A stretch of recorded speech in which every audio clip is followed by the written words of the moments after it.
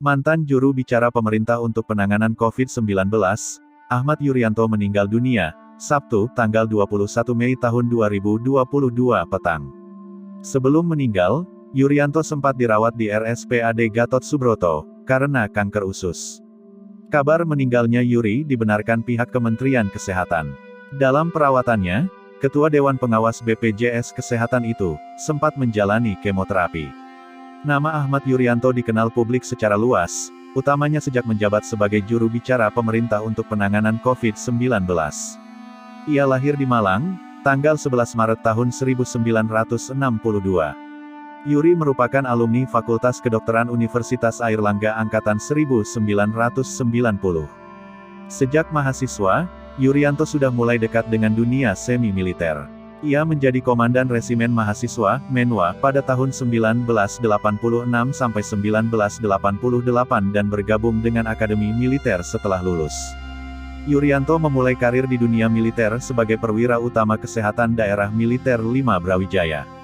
Sempat dipindah tugas ke beberapa daerah di tanah air, Yuryanto cukup lama menjadi dokter anggota militer. Karir Yuryanto mulai meningkat ketika menjadi wakil kepala Rumah Sakit Tingkat 2 Dustira, Cimahi, Jawa Barat pada 2006. Ia juga sempat menjabat sebagai wakil kepala kesehatan daerah militer 4, di Ponegoro, Semarang pada 2008, kepala kesehatan daerah militer 11 Patimura, Ambon, Maluku pada 2009, dan Kepala Dinas Dukungan Kesehatan Operasi Pusat Kesehatan TNI pada 2011. Karir Yuryanto di Kementerian Kesehatan Kemenkes dimulai tahun 2015. Saat itu, Yuryanto diminta Nila Muluk yang menjabat sebagai Menteri Kesehatan untuk menjabat posisi Kepala Pusat Krisis Kesehatan, Kemenkes. Jabatan itu diemban selama kurang lebih 4 tahun, hingga pada pertengahan 2019 Yuryanto dipercaya menjabat Sekretaris Direktorat Jenderal Pencegahan dan Pengendalian Penyakit P2P, Kementerian Kesehatan.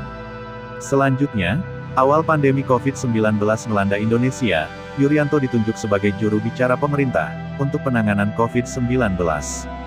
Penunjukan itu dilakukan secara resmi pada tanggal 3 Maret 2020, sehari setelah Presiden Jokowi, mengumumkan kasus COVID-19 pertama di Indonesia. Sejak saat itulah nama Yuryanto dikenal masyarakat luas.